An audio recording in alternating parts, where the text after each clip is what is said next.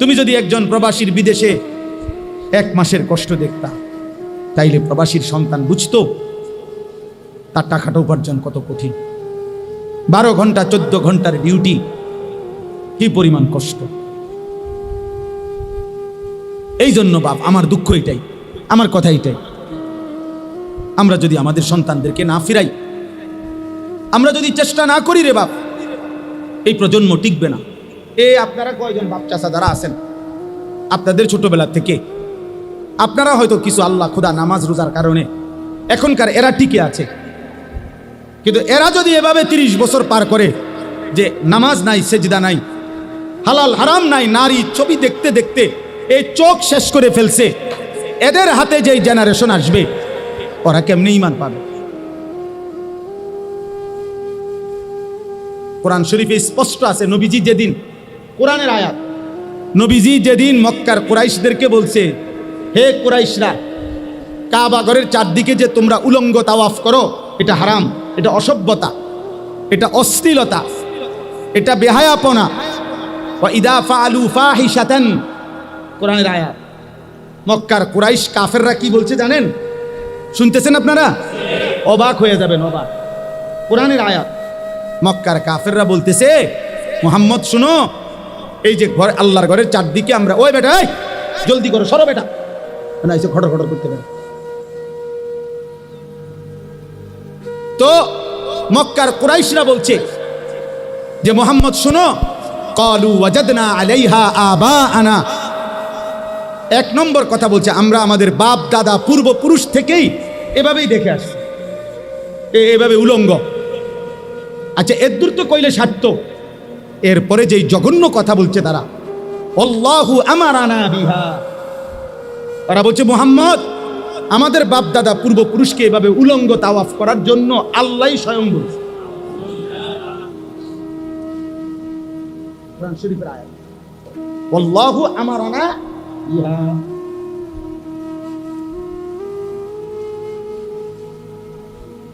একদিন মনে রাখবা ছেলেরা, তোমাদের সন্তান বলবে যে আমি বুঝ হওয়ার পরে আমার বাবারে প্রথম যেদিন দেখছি, সেই থেকেই দেখছি আমার বাবা নারী দেখে, ছবি দেখে, অতএব এটাই নিয়ম। আমি বুঝ হওয়ার পরেই দেখছি আমার মা এভাবে অর্ধ উলঙ্গ কাপড় পরে বাজারে বাজারে ঘোরে, মেয়ে বলবে এটাই নিয়ম, এটাই নিয়ম। দেখেন দেখেন, মনে রাখেন। এজন্য আমরা এই অস্থিরতা প্রকাশ করি। আমাদের ফিকির এটা, আমার জিন্দিগির মেহনত এটা, আমার জীবনের স্বপ্ন এটা, আমার দেশের কিশোর যুবক আল্লাহর দিকে ফিরবে ইনশাআল্লাহ, ইনশাআল্লাহ। আগামী দিনে ওরা মাহাদির পক্ষে লড়বে ইনশাআল্লাহ, দাজ্জালের বিরুদ্ধে লড়বে। গাজা এবং ফিলিস্তিনের শেষ মুসলমানটাও শহীদ হলেও, আর একটা মানুষও যদি বেঁচে না থাকে, মাটির নিচের একটা মুজাহিদও যদি শহীদ হয়ে যায়, তবুও বিশ্বাসী ইয়াকিন রাখতে হবে বিজয় ফিলিস্তিনের হবে ইনশাআল্লাহ, গাজার বিজয় হবে ইনশাআল্লাহ। সে মালিক দেখাবেন। পৃথিবীর কোন জালেমকে আল্লাহ তাআলা ধ্বংসের আগে পৃথিবীবাসী ভাবেও নাই ফেরাউনকে কেমনে ধ্বংস করবে। পৃথিবীবাসী জানতো না নমরুদকে মানুষ আল্লাহ কেমনে ধ্বংস করবে। পৃথিবীবাসী জানতো না কারুনকে আল্লাহ কেমনে ধ্বংস করবে। পৃথিবীবাসী জানতো না নূহ আলাইহিস সালামের কওমকে আল্লাহ কেমনে ধ্বংস করবে। পৃথিবীবাসী জানতো না। কোন জালেম, নেপালের অর্থমন্ত্রী, যে বেটা অর্থমন্ত্রী, মানে যে বেটা পুরা দেশের অর্থের মেন গোডাউন যার হাতে, এ বেটারে ফিরতে ফিরতে শেষ পর্যন্ত শুধু জাইঙ্গা ছাড়া আর কিছু যায় ছিল না। এই অবস্থায় ফিরতে ফিরতে নিচে গাঁতাত ফালাইছে, ওইখানে আবার ইট মারতে মারতে এরপরে ওই মারা গেছে। মন্ত্রী এবং মন্ত্রীর পরিবারের সদস্যরা হেলিকপ্টারের রশির মধ্যে ঝুলতেছে বাঁচার জন্য। সারা পৃথিবী দেখে না।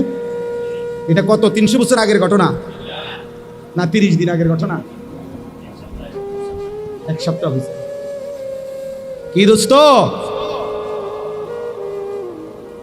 কার নিরাপত্তার উপরে ভরসা করে সেজদা দাও না? তোমার কোন আব্বা তোমারে বাঁচাবে? আল্লাহকে সেজদা দাও না নাফরমান। এই বেনামাজি, এখানে যারা আছো বেহায়া, ওই কপাল তো মানুষের কপাল না, যে কপাল আল্লাহকে সেজদা দেয় না। ও মানুষ না, ও মানুষের কোনো বংশ না, ও জন্তু জানোয়ার ছাড়ার কিছু না, ও হাইওয়ান। ও হাইওয়ান, ও মনে করছে জীবন মানে কুকুর বিড়ালের জীবন। খাও আর ঘুমাও আর ফুর্তি করো আর লজ্জাস্থানের চাহিদা পূরণ করো আর যা মন চায় তা দেখো। আল্লাহ আমাদেরকে হেফাজত করে। শেষ আমার কথা, গুনাহ ছাড়তে হবে, গুনাহ ছাড়তে হবে। বলেন ইনশাআল্লাহ। নজর হেফাজত করেন। নজর আজকে সবচেয়ে বড় গুনাহ।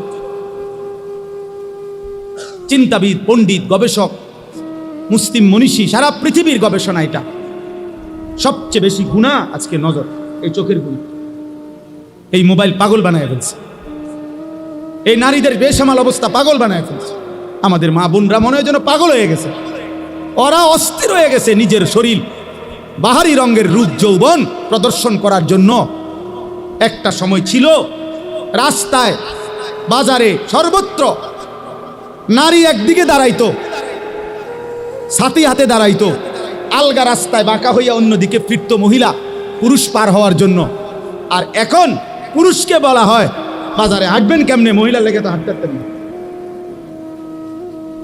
মানে পুরুষকে বলা হয় যে আপনার ইজ্জত বাঁচাইতে হইলে আমনে দাঁড়ায় থাকতে হইবে, আমনে দাঁড়ায় থাকতে হইবে। বেড়ি কিন্না সারলে যদি জায়গা পান দয়া করিয়া হেবড়ি যদি সুযোগ দেয়, আস্তাগফিরুল্লাহ, আস্তাগফিরুল্লাহ। গুনাহ ছাড়েন, স্ত্রীর দিকে নজর দেন, ছেলের দিকে নজর দেন, মেয়ের দিকে নজর দেন। ছেলেটা সারাক্ষণ মোবাইল কেন ব্যবহার করবে? শেখুল ইসলাম হযরত মাওলানা তাকি উসমানী দামাত বারাকাতুহুল আলিয়া, সারা পৃথিবী বিখ্যাত বুজুর্গ আলেম, উনি ফতোয়া দিছেন যেই কিশোর, যেই যুবক বড় মোবাইল ব্যবহার করার ক্ষেত্রে হালাল হারামের বিধান কি শরীয়তের এটা জানে না, এটা মানে না, তার জন্য এই বড় মোবাইল ব্যবহার করার অনুমতি নাই, জায়েজ নেই। এটার প্রয়োজন আছে, এটার দ্বারা বড় মোবাইল দ্বারা অনেক কাজ আছে। বর্তমান পৃথিবীর অনেক কিছু করতে হয়, ঠিক আছে, কিন্তু প্রয়োজনের মধ্যে সীমাবদ্ধতা। বুঝেন নাই আমার কথাটা? বড় মোবাইল আমার কাছেও আছে, আমার গাড়িতেও আছে। আমি আসার সময়ও আজকে মনে করেন আমাদের ইংল্যান্ড থেকে একজন ঘনিষ্ঠ মানুষ হজে উমরায় গেছে, উনি আমার সাথে জরুরি কথা বলছে, তো আমি ওনার সাথে কথা বলছি। আমার শায়েখ আল্লামা মুফতি মুশতাকুন নবী কাসিমি হজরত এখন উমরায় আছে, মক্কায় আছে। আমি ওনার সাথে কথা বলছি আজকে দুপুরে। সিলেটের মানসুর ভাই, উনি উমরায় আছে, আমাদের ঘনিষ্ঠ, ওনার সাথে কথা বলছি। তো অনেক কিছু হোয়াটসঅ্যাপে পাঠায় যেগুলো দেখতে হয় মাদ্রাসার থেকে, যে হুজুর এই কাগজটা, এই পোস্টারটা, এই হিসাবটা, কারণ আমি সারাক্ষণ বাইরে বাইরে থাকি। তাহলে প্রয়োজন তো ঠিক আছে, তো প্রয়োজনের মধ্যে রেখে দিলাম কাজ সারলে। কিন্তু এই ছোট মোবাইল দিয়া মাহফিরুল্লাহর লগে কথা বলা, আমার ফ্যামিলির সাথে কথা বলা, স্বাভাবিক কথাবার্তা বলা, এটা দিয়ে সম্ভব না। তো এটা দিয়ে সারলাম, এটাতে 24 ঘন্টা বড় মোবাইল এটার সাথে রাখতে হবে। এটা তো আমার শান্তি দিবে না রে ভাই। এই পাঞ্জাবিওয়ালা যে কয়জন আছেন, হুজুর, ইমাম সাহেব, মাদ্রাসার ওস্তাদ, দোস্ত, আমার হাত জোড় করে বললাম, আর যদি কোনোদিন আলাদা সুযোগ না পাই, এই জন্য বলি, বড় মোবাইল পাঞ্জাবিওয়ালা পাঞ্জাবি ছাড়া, টুপিওয়ালা টুপি ছাড়া সবাইরই ফকির বানাই দিবে, অপমানিত করে ছাড়বে যদি এর নিয়ন্ত্রণ করতে না পারে, যদি এর হালাল হারাম বাঁচতে না পারে, হেফাজত করতে না। আল্লাহ আমাদেরকে তৌফিক দান করে।